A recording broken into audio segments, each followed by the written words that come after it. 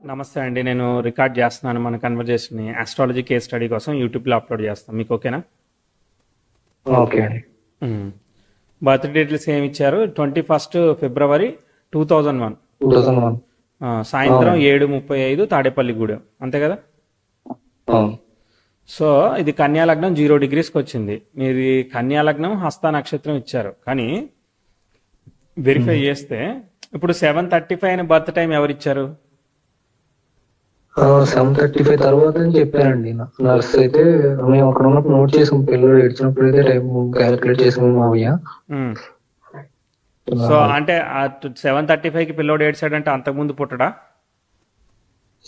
అంటే ఏడ్చిన టైమే కౌంట్ అన్నారు అని ఏడ్చిన టైం రాశారు, అంతే కదా? అవునండి, 7:35 తర్వాత అన్నారు. అంటే వాళ్ళు కరెక్ట్ గానే రాశారు, వాళ్ళదేం తప్పు లేదు. ఓకేనా? సో మనం కరెక్ట్ చేసుకోవాలి. మనం కరెక్ట్ చేసుకుంటే అది కొంచెం వెనక్కి వేసుకోవాలి. అంటే అప్పటికే బేబీ పుట్టేశాడు అనమాట, అర్థమైందా? సో 7:29 తీసుకోవాలి. 7:29 అండి. ఓకే, సరే, ఓకే. సో సింహ లగ్నం అవుతుంది. ఓకే, చెప్పండి ఇప్పుడు ఏం చేస్తున్నారు మీరు? మీకు ఏం కావాలి? జాబ్ చేస్తున్నామండి. ఏం జాబ్ చేస్తున్నారు? ఏం చేస్తున్నారు అమెజాన్లో? నాన్ ఐటీలో L3లో చేస్తున్నాను, లెవెల్ 3 పొజిషన్లో. అంటే ఏం చేయాలి? కోడింగా, డెవలపరా? కోడింగ్ కాదండి, నాన్ ఐటీ అంటే ఏంటి? కాల్స్ హ్యాండిల్ చేయాలా? క్వాలిటీ అనలిస్ట్ టైప్ అండి. క్వాలిటీ అనలిస్ట్ అంటే ఏం చేయాలి? ఫుల్ఫిల్మెంట్ సెంటర్స్ లో మేము క్వాలిటీ ఎలా ఉందో చెక్ చేస్తూ ఉంటాం ప్రొడక్ట్స్ ని. అంటే వేర్ హౌస్ లో ఉండాలి అప్పుడు? వర్క్ ఫ్రమ్ హోమ్ అండి. వర్క్ ఫ్రమ్ హోమ్ ఎలా? GoAI అని ఒకటి ఉందండి, దాంట్లో మేము క్వాలిటీ అనలిస్ట్ వర్క్ చేస్తున్నాం. ఏముంది దానిలో? అర్థం కాదు, మళ్ళీ చెప్పరా ప్లీజ్. GoAI అని ఒక ఓకే, గో ఆర్టిఫిషియల్ ఇంటెలిజెన్స్ అనేది ఒకటి ఉంది. ఓకే, దాంట్లో నేను క్వాలిటీ అనలిస్ట్ గా చేస్తున్నాను. GoAI అసోసియేట్, అమెజాన్ అసోసియేట్ అంటే వాళ్ళు హ్యాండిల్ చేస్తారా? అవునండి, ఫుల్ఫిల్మెంట్ సెంటర్ లో క్వాలిటీని చెక్ చేస్తాం. ఫుల్ఫిల్మెంట్ సెంటర్ లో క్వాలిటీ అంటే ఇప్పుడు నేను రిటర్న్ చేసినప్పుడు మీరు హ్యాండిల్ చేస్తారా? దాన్ని ఎలా హ్యాండిల్ చేస్తారు? అంటే ఇప్పుడు ప్రొడక్ట్స్ మేము ఇప్పుడు ఒక యాపిల్ ఐఫోన్ ఉందనుకోండి, ఆ ప్రొడక్ట్ ని ఒక కంటైనర్ లో పెడతారు. ఓకే, అది మేము నోట్ చేయాలి దాంట్లో. ఒకవేళ అది కాకుండా వేరే నోట్ చేస్తే దీనికి ఈ ప్రోడక్ట్ ఒకవేళ పోయే ఛాన్స్ ఉంటుంది రిటర్న్ లో కానీ ఏదైనా సరే. అలాగా మేము క్వాలిటీని చెక్ చేసి క్వాలిటీని అంటే అమెజాన్ క్లాస్ అవ్వకుండా చూసుకుంటాం. మీది వాయిస్ కొంచెం ఫోన్ కదులుతున్నట్టు అట్లా డిస్టర్బెన్స్ వస్తూ ఉంది. ఏమన్నా మైక్ కనెక్ట్ చేస్తున్నారా? అంటే ఏమన్నా మైక్రోఫోన్ కనెక్ట్ చేస్తున్నారా? లేదండి, ఓకే, రైట్. మేబీ షర్ట్ కదులుతుంది అనుకుంటా, అందువల్ల కావచ్చు. సరే, అంటే డిస్టర్బెన్స్ గురించి. సరే, ఓకే. మంచిగా ఉందా? డీసెంట్గా ఉందా జాబ్ అది? మరి ఇప్పుడు రీసెంట్ గా పర్మనెంట్ అయిందండి, ఫుల్ టైం అయింది. Very good. పే బాగుంటుందా దానిలో? మరి ఓకే, వెరీ గుడ్. నాకు తెలీదు, తెలుసుకున్నాను అంతే. సరే, ఓకే. ఇప్పుడు ఏం చేయాలనుకుంటున్నారు అయితే? జాబ్ చేస్తూనే బిజినెస్ స్టార్ట్ చేద్దాం అనుకుంటున్నాను. ఓకే, జాబ్ కంటిన్యూ చేస్తూనే బిజినెస్ స్టార్ట్ చేయాలనుకుంటున్నారు. ఓకే, ఏం బిజినెస్ అది? ఫైనాన్స్ బిజినెస్, ఇంకా స్టాక్ మార్కెట్ లో కానీ ట్రేడింగ్ ఆ టైప్ అని. ఎందుకో దానిలో పే సరిపోవట్లేదా? మీకు సాటిస్ఫాక్షన్ గా లేదా? లేదంటే you want to make more money? చేయడానికి మనీ సరిపోవట్లేదు. ఏం చేయడానికి? ఇన్వెస్ట్మెంట్స్ కి వాటికి ఉంటాయి. అవునవును. సో సర్వైవల్ వరకు సరిపోతుంది, కానీ వేరే ఏమన్నా చేద్దామంటే సరిపోవట్లేదు. ఓకే, సరే, నేను అర్థం చేసుకోవడానికి ట్రై చేస్తాను. ఫస్ట్ కొన్ని పాస్ట్ ప్రిడిక్షన్స్ చెప్తాను, అవి ఏమన్నా సింక్ లో ఉంటే అప్పుడు మనం చూద్దాం. ఎందుకంటే మీది కన్యా లగ్నం అని మీరు ఇన్ని రోజులు అనుకున్నారు, నేను మార్చేసి సింహ లగ్నం అనేసాను. సో ఫస్ట్ సర్ప్రైజ్ ఫీల్ అవుతారు మీరు, అవునా? అంటే బాడీ స్ట్రక్చర్ అది అన్ని చూసుకుంటే ఇంకా కన్యా లగ్నం అనుకున్నాను. Okay, right. సో దాంతో చెప్పేయచ్చు అంటారా మనిషిని చూసి? అంటే దాన్ని బట్టి అలాగే ఉంటారు అనుకుంటుందండి. సింహ లగ్నం లావుగా ఉంటారు, కన్యా లగ్నం కొంచెం సన్నగా ఉంటారు. నేను ఇప్పుడు 10 10 ఫోటోలు చూపిస్తే ఎవరిదే లగ్నం అనేది చెప్పచ్చా? అంటే నాకు అంత ఐడియా లేదు, నా లగ్నం వరకు అయితే తెలుసండి. అది ఎలా ఉంటుంది చెప్పండి. సో 10 100 వెరిఫై చేసినప్పుడు మనం కనీసం 70-80 అన్నా మనం గెస్ చేయగలిగితే అప్పుడు మీరు చెప్పినట్టుగా లావుగా ఉన్నాళ్ళు కన్యా లగ్నం లేదా సింహ లగ్నం అట్లా మనం కనుక్కోవడానికి అవకాశం ఉంటుంది. సో ఏమీ బేస్ లేకుండా చెప్తే దాన్ని ఎట్ట నమ్మేది? నేనే మీ దగ్గరికి వచ్చాను, సో మీది ఒక్కటే నాకు తెలుస్తుందండి, వేరే వాళ్ళకి చెప్పలేనండి అంటే ఎలా? చూద్దాం, ట్రై చేద్దాం. సో సింహలగ్నం వేసుకొని చెప్తాను, లేదు సింహలగ్నం వద్దు నాది కన్యా లగ్నం వేసుకొని చెప్పాలంటే వెళ్ళిపోమని చెప్తాను. సింహలగ్నం కాదు, మీరు కన్యా లగ్నమే వేసి నాకు జాతకం చెప్పమంటే వెళ్ళిపోమని చెప్తాను అంటున్నా. చెప్పండి, ఏం చెప్పాలి? సింహలగ్నం వేసుకొని చెప్పనా మరి? చెప్పండి. Okay, right. సింహలగ్నానికి సప్తమాధిపతి దశమంలో ఉన్నాడు, పంచమాధిపతితో కలిసి ఉన్నాడు. వెరీ గుడ్, బాగుందన్నమాట. కాకపోతే అది ఎండింగ్ డిగ్రీస్ అయింది కాబట్టి లగ్నం భావాలన్నీ కూడా మళ్ళీ అది 9వ భావంలోకి పోతాయి, పర్వాలేదు. తర్వాత మళ్ళీ శని యొక్క నక్షత్రాధిపతి అయిన రవి వచ్చేసేసి మళ్ళీ సప్తమ స్థానంలో ఉన్నాడు. ఓకే, బాగున్నాడు.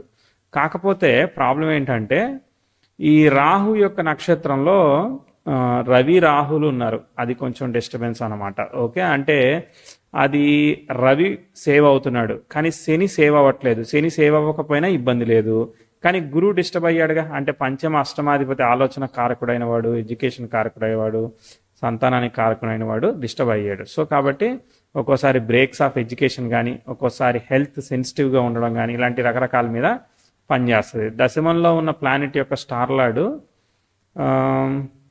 అది లగ్నాధిపతికి కనెక్ట్ అయ్యాడు కాబట్టి అక్కడ దానికి దిగ్బలం వచ్చింది, శనికి కూడా దిగ్బలం వచ్చింది. శనికి సప్తమంలో ఉన్న గ్రహాన్ని చూశాడు కాబట్టి దిగ్బలం వచ్చింది. రెండిట్లో మరి గురువే పవర్ఫుల్ అవుతాడు, గురువేమో దశమంలో ఉండి డిస్టర్బ్ అయ్యాడు. మీరేమన్నారు? ఫైనాన్స్లో ఇన్వెస్ట్ చేస్తాను అని చెప్తున్నారు అనమాట, ఫైనాన్స్ రిలేటెడ్గా. రవి రాహులు కలిసి ఉన్న వాళ్ళకి, రవి యొక్క అఫ్లిక్షన్ ఉన్న వాళ్ళకి స్టాక్స్ లేదంటే ఇన్వెస్ట్మెంట్స్, మనీ గేమ్స్, స్పెక్యులేషన్ వీటన్నిటి మీద ఇంట్రెస్ట్ ఉంటుంది, కానీ వాటిని చాలా జాగ్రత్తగా ప్లే చేయాలి, లేదంటే మాత్రం మొత్తం నష్టపోయేదానికి కారణం అవుతుంది అనమాట. నెక్స్ట్ మీకు శుక్రుడు అష్టమంలో ఉచ్చులో ఉన్నాడు, దశమాధిపతి బాగున్నాడు. కుజుడు వచ్చేసి చతుర్థాధిపతి చతుర్థంలో ఉన్నాడు, బాగున్నాడు. మంచిగా కేంద్రాల్లో గ్రహాలు వెల్ పొజిట్ అయ్యాయి. రవి బ్యాలెన్స్ అవుతున్నాడు, బట్ స్టిల్ 100% ప్యూర్ కాదు. తర్వాత చంద్రుడు బుధుడు ఇద్దరు కూడా చంద్ర నక్షత్రంలో ఉన్నారు. ధనాధిపతి వ్యయాధిపతి కలిశాడు కాబట్టి ఇది ఇన్వెస్ట్మెంట్ సంబంధించిన ఆలోచనలు ఇస్తున్నాడు. పంచమంలో ఉన్న కేతు ఎగ్జాల్టెడ్ శుక్రుడు నక్షత్రంలో ఉన్నాడు. ఈ శుక్రుడు కూడా వక్రించాడు. అరే పంచమ స్థానము ఆలోచన స్థానం ఏదైతే ఫస్ట్ మీరు స్టాక్ మార్కెట్ రిలేటెడ్ డెసిషన్స్ అంత రైట్గా ఉంటాయని నేను చెప్పనండి, ఓకేనా. ఫండమెంటల్గానే అసలు టైంతో సంబంధం లేకుండానే ప్రిడిక్షన్ అది, ఓకేనా. కుజుడు రాహుని ఆస్పెక్ట్ చేస్తున్నాడు. దీనివల్ల ఏంటంటే మీరు క్వాలిటీ అనలిస్ట్గా వర్క్ చేయడానికి కానీ, సాఫ్ట్వేర్ టెస్టింగ్, క్వాలిటీ ఇట్లాంటి వాటికి మీకు బాగానే పనిచేస్తుంది. బాగుంది చార్ట్ దాని పరంగా. ఏదైనా కానీ మీరు కళ్ళతో చూస్తే కానీ నమ్మరు, కరెక్టేనా? ఓకే, సరే. అగ్రెసివ్ ఆస్పెక్ట్ ఉంది. రవి కుజులు కేంద్ర దృష్టిలో ఉన్నవాళ్ళు ఎవ్వరూ చేయలేని రిస్కీ డెసిషన్ని తీసుకోవడానికి సిద్ధపడతారనమాట. ఓకే, సో ఇవి ఎట్లా పనిచేస్తున్నాయో చూడాలి. దశమాధిపతి వక్రత్వం వల్ల ఒక్కోసారి ప్రొఫెషనల్ సెటిల్మెంట్ త్వరగా కాదు, అయితే మాత్రం చాలా high positions basically your highly ఎక్స్పెక్టేషనల్గా క్రియేట్ అవుతా ఉన్నది, అర్థమైందా? అంటే చాలా ఎంత వెళ్ళినా కూడా మనం అంటే ఇప్పుడు మీకు లెవెల్ 1 నుంచి లెవెల్ 10 పొజిషన్కి వెళ్ళారు, అంటే 1 టాప్ అనుకుంటే 1 పొజిషన్కి వెళ్ళారు, అయినా కానీ ఇంకా నేను అనుకున్నంత స్థాయిలో లేనన్న డిసాటిస్ఫాక్షన్ ఎప్పుడు కలుగుతూ ఉంటుంది అనమాట. మీకు అలాంటి ఎక్స్పీరియన్స్ కనిపించిందా ఉన్న వయసుకి?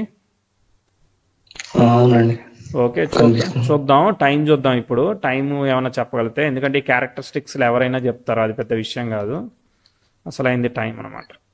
ఆ టైంకి ఈవెంట్స్ జరిగితేనే నేను మీకు ఏమైనా చెప్తాను.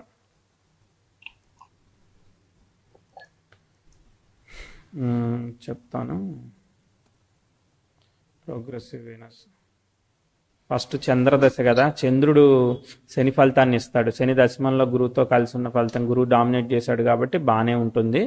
సో ఫస్ట్ దశని మనం పెద్దగా ఏమీ నెగిటివ్గా చెప్పట్లేదు, మామూలుగా ఏది ఎలా ఉందో అలా మెల్లగా వెళుతుందండి, న్యూట్రల్గా ఉంది అని చెప్పి చెప్పాలన్నమాట. ఓకే, సో చిన్నప్పుడు హెల్త్ ఎలా ఉంది? హెల్త్ కొంచెం సెన్సిటివ్గా ఉందా? ఏమైనా ఫీవర్స్ కానీ అట్లాంటివి ఏమైనా పనిచేసాయా? అవునండి, కొంచెం అంటే థ్రోట్ సంబంధించింది, కఫం. ఓకే ఓకే, ఇన్ఫెక్షన్స్ లాంటివి పనిచేశాయి. Okay right. చంద్రదశ, శని చంద్రుడు అండ్ శుక్రుడు కూడా. సరే సరే చూద్దాం, ఆగండి. దాని తర్వాత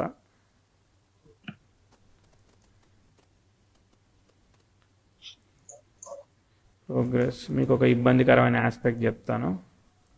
శుక్రుడు అంత ముందుకు వెళ్ళట్లేదు అనుకుంటా, కానీ ఇదిగో 2011-12లో ప్రోగ్రెసివ్ 10th హౌస్ నెటల్ సన్కి ట్రైన్ ఆస్పెక్ట్ ఫామ్ చేసింది.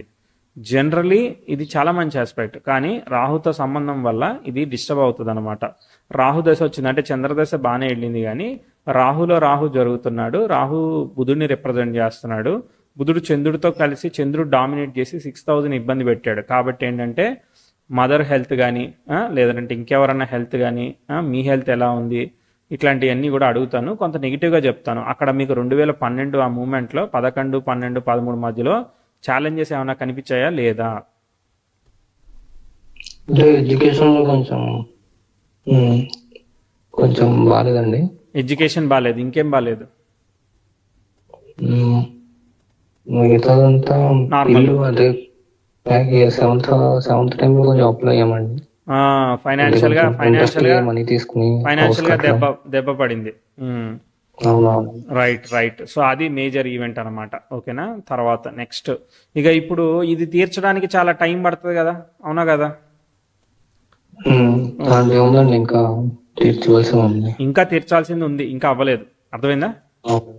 అవునండి. సో అదే 10th హౌస్ ట్రైన్ సన్తో పడింది. సో ఫాదర్ని ఇండికేట్ చేస్తుంది. సో ఫాదర్ హెల్త్ అన్నా డ్యామేజ్ చేస్తుంది, లేదంటే ఫాదర్ ఇలా అప్పుల్లో ఏదైనా ఇన్వాల్వ్ అవుతారు, లేదంటే మనం దూరంగా పేరెంట్స్కి దూరంగా వెళ్ళడం ఇలాంటివి జరగచ్చు.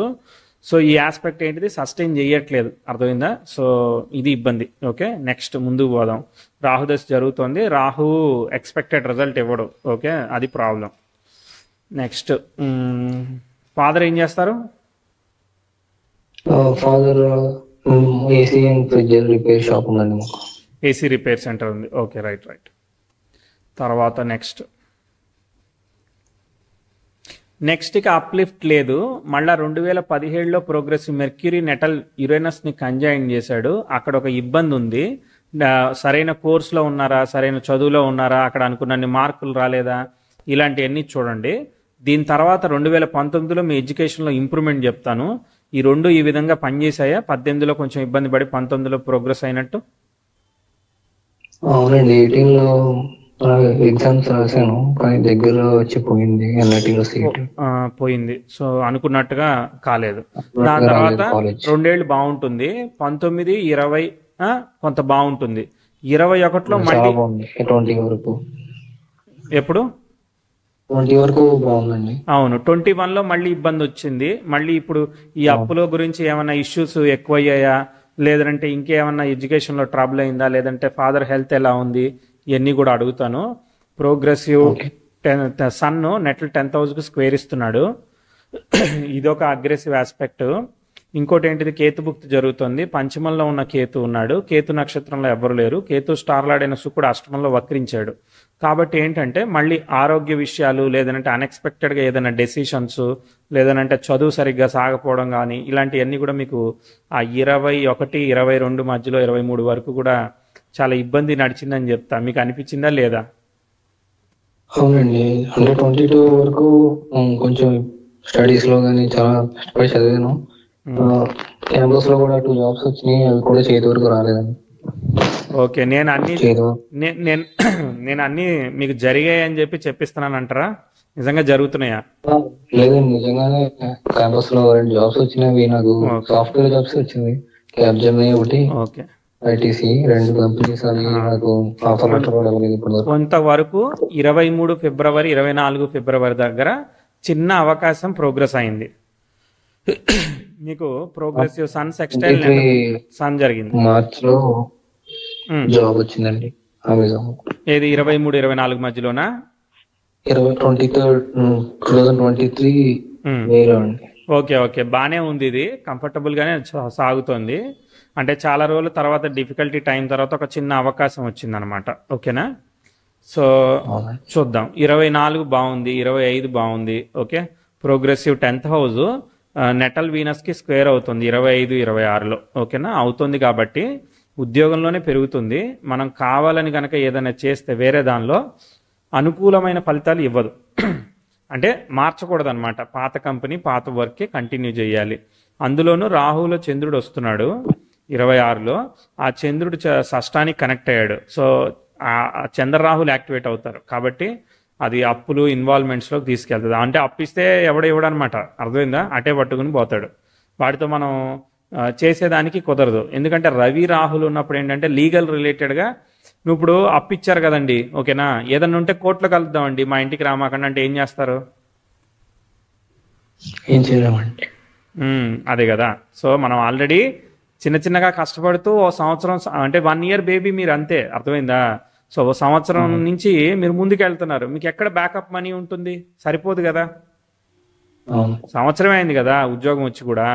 కాబట్టి రిస్కీ డెసిషన్ అనమాట. ఓకే, అంటే నేను చెప్పింది ఫాలో అవ్వాలని లేదు. మీరు ఇంకో ఫైనాన్షియల్ అనలిస్ట్ కానీ లేదంటే ఇంకో ఆస్ట్రాలజర్ని కానీ ఇంకో ఎవరైనా కానీ విశ్లేషకుడిని, ఏదో రకమైన విశ్లేషకుడిని కలిసి తెలుసుకోండి. ఓకే, తర్వాత కొంచెం ముందుకెళ్ళి మళ్ళీ వెనక్కి వస్తాను.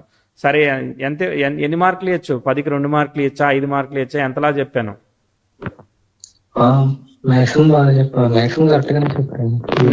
నెంబర్ ఇవ్వాలి, రేటింగ్ నెంబర్ ఇవ్వాలి. 10లో 8 ఇవ్వచ్చండి. 8 ఇవ్వచ్చు. 2 మార్కులు ఎక్కడ పోయినాయి అంటారు? 2 మార్కులు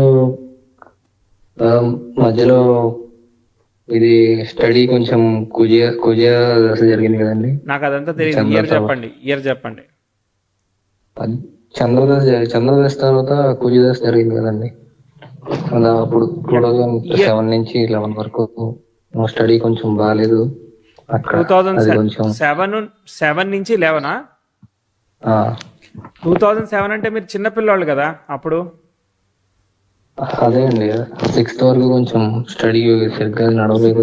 మీకు 6 years కదా, 6 years కదా అప్పుడు. అవునండి. 6 years లో అంత పెద్దగా ఏముంటది స్టడీ? అప్పుడు ఏం చదివేశారు? ఏబిసిలు ఉంటాయి కదా, ఏముంటాయి అప్పుడు?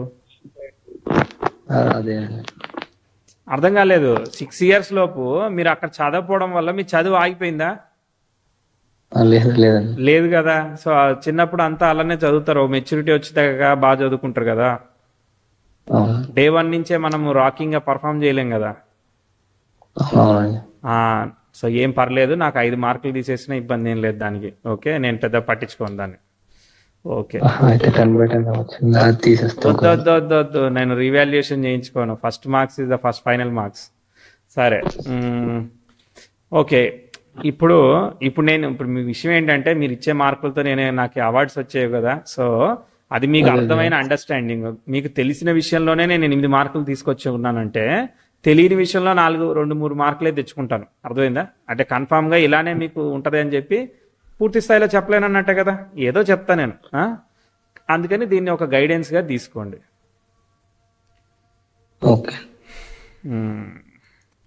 రాహుదశ ఎక్స్పెక్టెడ్ రిజల్ట్ ఇవ్వదు. ఓకే, అది అర్థమైంది. సో ఉన్న ఉద్యోగం వచ్చింది కాబట్టి సంతోషంగా మనం దాన్ని కంటిన్యూ చేయాలి. మళ్ళీ ఆపర్చునిటీ వచ్చినప్పుడు చూద్దాం. మళ్ళీ తర్వాత 2027-28లో కూడా ప్రోగ్రెసివ్ మార్స్ నెటల్ వీనస్తో ట్రైన్ అవుతున్నాడు. అవన్నీ బాగాలేదు. సో బాగాలేదు అంటే మదర్ హెల్త్, లేదనంటే అక్కడ రిలేషన్షిప్, మ్యారేజ్, ఈ ప్రాస్పెక్టివ్స్ అన్నీ కూడా 1-2 సార్లు ఆలోచించుకొని మనం స్టెప్ వేసుకోవాలన్నమాట. అవును, 27-28 తర్వాత గురుదశ వస్తుంది. గురువు వక్రిగా ఉన్నాడు. ఓకే, అంటే రవిని ఫాలో అవుతున్నాడు కదా, రవి డిస్టర్బ్ అయ్యాడు కదా. సో కాబట్టి గురువు ఎక్స్పెక్టెడ్ రిజల్ట్స్ పర్ఫామ్ చేయట్లేదు. ఓకేనా, ఒక్కోసారి మ్యారేజ్ డిలే అవ్వడమా, లేదంటే మ్యారేజ్ ప్రోగ్రెస్ అయితే సంతానం డిలే అవ్వడమా, ఇలాంటి ఛాలెంజెస్ కొంత అయితే నాకు కనిపించాయి నా అండర్స్టాండింగ్కి. ఓకే, మళ్ళీ తెలుసుకోవచ్చండి. సరే, ఇప్పుడు అసలు విషయం చూద్దాం. మ్యారేజ్ ఏజ్ గురించి ఆ తర్వాత ఆలోచిద్దాం, ఆగండి. Okay, progressive 10th house natal శాట్రానికి 37-38 ఇయర్లో మీకు అప్లిఫ్ట్ అవుతుంది అనమాట. ఓకేనా, సో అప్పటి వరకు కూడా అంటే ఫస్ట్ మీరు ఈ మనీ గేమ్స్ ఏవైతే ఉన్నాయో చాలా జాగ్రత్తగా ఉండమని చెప్తాను. గురుదశ 28లో స్టార్ట్ అయింది కదా, ఒక హాఫ్ పని చేయదు, సెకండ్ హాఫ్ పని చేస్తుంది. అర్థమైందా? ఒక హాఫ్ పని చేయదు, సెకండ్ హాఫ్ పర్ఫామ్ అవుతుంది. ఎందుకంటే యాక్చువల్గా ధనస్సు ఫలితం ఇచ్చి మీన ఫలితం ఇవ్వాలి, కానీ ఆయన మీన ఫలితం ఇచ్చి ధనస్సు ఫలితం ఇచ్చాడు. కాబట్టి ఏంటంటే 2038 వరకు పెద్ద బిజినెస్లు ఇవన్నీ కూడా నేను సలహాగా సజెస్ట్ చేయను. తర్వాత జాబ్ రికమెండ్ చేస్తానండి ఎక్కువగా నేను. మీరు బిజినెస్ ఇంట్రెస్ట్ చాలా ఉంది, కాకపోతే ఏంటంటే ఇప్పుడు మీ ఆఫీస్లో ఒక మార్కెటింగ్ జాబ్ ఉంది, లేదంటే ఒక 10 మంది క్లయింట్స్తో మాట్లాడే జాబ్ ఉంది, ప్రజెంటేషన్ జాబ్ ఉంది, లేదంటే మీ బిజినెస్ డెవలప్మెంట్ ఆఫీసర్గా జాబ్ ఉంది, లేదంటే హెచ్ఆర్ జాబ్ ఉంది. ఇలాంటివన్నీ కూడా ఫేవరబుల్గా పనిచేస్తాయి. అంతేగాని మనం డబ్బులు లేదు, మీ ఐడియా ఉంది, మీ ఐడియా వేరే వాళ్ళకి అమ్మండి, నాకు 10% ఇవ్వండి అని చెప్పండి, అర్థమైందా? సో లేదు ఇంకో నేను పని కూడా చేస్తాను, ఇంకో 30% ఇవ్వండి, నాకు 30% ఇవ్వండి, 60% మీరు తీసుకోండి అని చెప్పండి. అలాంటిది పనిచేస్తుంది తప్ప డైరెక్ట్గా డబ్బులు పెట్టి నేను చేసేస్తాను 10 లక్షలు పెడతానని అంటే గోల్మాల్ అవుతాయి, అర్థమైందా? సో కాబట్టి నేనైతే రికమెండ్ చెయ్యను. ఇక మీ డెసిషన్, మీ ఇష్టం, ఎందుకంటే డబ్బులు మీ ఆలోచన మీది. అంటే నన్ను అడుగుతున్నారు కాబట్టి చెప్తున్నాను, చెప్పొద్దంటే చెప్పను. చెప్పండి. చెప్పేసాను ఆల్రెడీ. తర్వాత మ్యారేజ్ అండ్ రిలేషన్షిప్ గురించి పాసిబిలిటీ అంటే ప్రోగ్రెసివ్ మెర్క్యూరీ ఇది దాటిన తర్వాత స్టెప్ తీసుకోవడం బెటరు. ప్రోగ్రెసివ్ మార్స్ కూడా దాటాక 29, 28, 29 అంటే గురు ఫస్ట్ హాఫ్ పని చేయనప్పుడు ఫస్ట్ హాఫ్ ఆఫ్ గురుభుక్తి, గురువులో గురువు అంటే 28 నుంచి 30 ఉంది కదా. సో దానిలో ఒక ఫస్ట్ పార్ట్లో అంటే ఫస్ట్ పార్ట్ పని చేస్తే మనకి సెకండ్ పార్ట్ పని చేయాలి, అంటే 29 నుంచి 30 మధ్యలో చెప్తా, అర్థమైందా?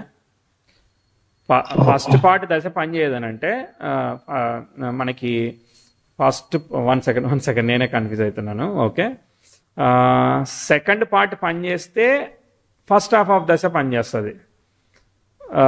ఫస్ట్ పార్ట్లో పనిచేస్తుంది అని అంటే గురువులో గురువు ఫస్ట్ పార్ట్ పనిచేస్తుంది. ఓకే, సెకండ్ పార్ట్ పనిచేస్తే ఇది రివర్స్ ఏం లేదు, ఇన్వర్ట్ రివర్స్. ఫస్ట్ హాఫ్నే సజెస్ట్ చేయాలి, ఓకేనా? ఫస్ట్ హాఫ్ అంటే 28, 29 ఇంచుమించుగా సజెస్ట్ చేయాలండి. అంటే ఇప్పుడు గురువు బాలేదండి జాతకం, గురువు హాఫ్ పని చేయదని చెప్పా కదా. గురువు మిక్స్డ్ రిజల్ట్ ఇస్తుంది, అంత ఫేవరబుల్గా ఏమి పర్ఫామ్ చేయదు, ఓకేనా? శని దశ బాగా పర్ఫామ్ చేస్తుంది, కానీ గురుదశ యావరేజ్ 50-50 అంటే ఫస్ట్ పార్ట్లో అంత స్లోగా ఉంది. ఫస్ట్ పార్ట్ అండి 38 years వరకు. అవును, స్లోగా ఉంది. సాటర్న్ అంటే ఇప్పుడు సాటర్న్ కి 5th లార్డ్ అవుతాడండి. అవును, 6th and 7th లార్డ్ అవుతాడు కదా. 6th and 7th. అవును 6th and 7th lord. Saturn perform చేస్తాడు, సింహలగ్నం కదా, ఓకేనా? వక్రత్వ దోషం వచ్చింది కాబట్టి పర్ఫామ్ చేస్తాడులే. దాని సంగతి అప్పుడు చూసుకుందాం మనం, సాటర్న్ సంగతి. సో ఏది ఎలా పర్ఫామ్ చేసినా మీకు డెసిషన్ మేకింగ్ రైట్స్ లేవు. నా ఉద్యోగం మానేస్తాను, నేను ఇంకోటి ఏదో చేస్తాను అనేది లేదు. ఉద్యోగం చేయడానికి కన్వీనియంట్గా ఉందని చెప్తాను. నేను చెప్పింది మీకు యాక్సెప్టెన్సీ ఉండదు మీ మనసుకి, నాకు తెలుసు. ఒకళ్ళు చేయాలనుకున్న పనిని ఇంకోటి వద్దంటే ఆడి మీద కోపం వస్తుంది, అంటే నా మీద కోపం వస్తుంది. కానీ నాకు అర్థమైన క్యాలిక్యులేషన్ మరి చెప్పి తీరాలిగా నా దగ్గరకు వచ్చినప్పుడు. అర్థమైందండి, అదే బిజినెస్ నాకు కూడా తెలుసు, డెసిషన్ మేకింగ్ కొంచెం ప్రాబ్లం ఉంది. ఇంతగా దానికన్నా కూడా ఈ ముత్తూట్ ఫైనాన్స్ లాగా ఏదైనా బంగారం పెట్టుకుని మనం డబ్బులు ఇస్తే కొంతవరకు బెటర్. దానికి కూడా లీగల్గా నువ్వెవడివి నాది పెట్టుకోవడానికి గొడవ చేయడానికి కూడా ఆస్కారం ఉంటుంది. మనం దానిలో ఇన్వాల్వ్ అవ్వాలి. అంటే మీకు శని కుజులు ఉన్నారు, కానీ ఆ స్టార్ లైట్స్ వెల్ పొజిట్ అయ్యి ప్లేస్ అయ్యి దశా సీక్వెన్సెస్ సరిగ్గా ఉంటే మీకు అది అవుతుంది. మీకు ఏమనిపిస్తుంది అంటే ఈ రాహువు సైన్ లార్డ్ అయిన బుధుడు చంద్రుడితో కలవడం వల్ల కొంచెం మీ మానసికంగా నేను అది చేస్తే మీరు చాలా మానసికంగా ఈజీగా డిస్టర్బ్ అయిపోతారు, అర్థమైందా? సో ఈ అనవసరమైన గొడవ అంతా నాకెందుకు, 10 లక్షలు కాదు 20 లక్షలు పోతే పోయింది, చిన్న పనైనా నేను చేసుకుంటానని మనస్తత్వం మారిపోద్ది. సో మిమ్మల్ని అందరూ విసిగిస్తున్నారు. అంటే డబ్బులు అప్పు ఇచ్చింది మీరా లేదంటే అప్పు తీసుకుంది మీరో అర్థం కాదు, మీకు అంత కన్ఫ్యూజన్ ఏర్పడుతుంది. నేను చెప్పింది అర్థమైందా? డబ్బులు ఇచ్చి మీరు సఫరింగ్ లోకి వెళ్ళినట్టు, అప్పు చేసినట్టు కాదు, అప్పు ఇచ్చి మరీ అప్పు చేసిన ఫీలింగ్ లోకి వెళ్తారు. ఎంత విచిత్రం చూసారా? కాబట్టి ఆ ప్రోగ్రామ్ కన్నా కూడా మీరు మీ వర్క్లోనే ఏదైనా చేసుకుంటూ వెళ్ళండి. కావాలంటే మీ వర్క్లో ఏదైనా టెస్టింగ్ జాబ్ లాంటివి ఏదైనా అడిషనల్గా అడిషనల్ జాబ్స్ 2 జాబులు చేసే విధంగా ఏదైనా అవకాశం ఉంటే అలాంటివి చేయండి, అలాంటి స్ట్రెస్ తీసుకోండి. సో ఎందుకంటే పంచమాధిపతికి వక్రి వల్ల డెసిషన్ మేకింగ్ ఇష్యూస్ ఉన్నాయి. ఇది నా కంక్లూషను. మీకు నచ్చకపోయినా చెప్తా నేను. మరి రేపు 10 లక్షలు పెట్టేస్తారు, అర్థమైందా? నేను వీడియో కోసం సరదాగా కూర్చుని ఇవన్నీ చెప్పట్లేదు, అర్థమైందా? నాకు ఉపయోగపడాలి, మీకు ఉపయోగపడాలి, చూసేవాడికి కూడా ఇది ఎలా పనిచేస్తుందో అర్థం కావాలి, అర్థమైందా? నేనే ఉంది 5 నిమిషాల తర్వాత వెళ్ళిపోతాను, వీడియో వద్దంటే ఏదో చేస్తాను, అవన్నీ యూజ్ కాదు కదా. రియాలిటీలో మీరు 10 లక్షలు పెట్టి ఇన్వెస్ట్ చేసి దిగుతారు, దిగిన తర్వాత మీకు అర్థమవుతుంది. ఇప్పుడు ఈ నిమిషం బాగా చెప్తే మీకు భలే సంతోషం, భలే చెప్పాడు కదా అసలు అని చెప్పి అనిపిస్తుంది. సంతోషం అంతే, అది సంతోషం. రియాలిటీ వేరు కదా. సరే, మరి ఇంకా ఎనీథింగ్ ఎల్స్? స్టాక్స్ మీరు సిస్టమాటిక్ ఇన్వెస్ట్మెంట్ చేసుకోండి. ఎందుకంటే దశాలాడ్స్ పంచమాధిపతి ఆలోచన. ఎందుకంటే స్టాక్స్ స్పెక్యులేషన్ అన్ని పర్ఫామ్ కావాలంటే 5th హౌస్ బాగుండాలన్నమాట. ఓకేనా? 5th లార్డో 5th హౌస్ రాహు ఇవన్నీ కూడా అంటే అవన్నీ టుగెదర్ గా ప్లే కావాలి. నాకు రాహు లాభంలో ఉన్నాడు కదా మరి ఇంకేంది అని అన్నట్టు కాదనమాట. వస్తుంది, వర్కౌట్ అవుతుంది, కాకపోతే సిస్టమాటిక్ గా ప్లే చేయండి. అంతేగాని వాలటైల్ గేమ్ అంటే ఆప్షన్స్ అనో లేదంటే ఫ్యూచర్స్ అనో సడన్ గా 1 డేలో అయ్యేటట్టు అట్లాంటివి వెళ్ళకూడదు. ఎందుకంటే కుజుడు రాహుని చూస్తున్నాడు, గ్రీడ్ ఎక్కువ ఇస్తాడు అనమాట. అంటే 10కి 100, 100కి 1000 ఇలా మనం చాలా ఎక్స్పోనెన్షియల్ గా ఎదిగిపోవాలన్న తొందర ఎక్కువగా ఉంటుంది, అర్థమైందా? కానీ ఆ తొందరపాటులో ఉన్నదంతా పోగొట్టుకుంటాం అనమాట. జనరల్ గా చెప్పట్లేదు, అర్థమైందా? జనరల్ గా స్టాక్స్ ఎందుకు అమ్మో భయం అట్లాంటివి చెప్పట్లేదు, అట్లాంటి స్టోరీలు అసలే చెప్పను నేను. మీకు మాత్రమే సెట్ అయ్యే విషయమే చెప్తాను, అందరికీ సెట్ అయ్యే విషయాలు, జనరిక్ విషయాలు ఏదో హితబోధ చేయట్లేదు నేను.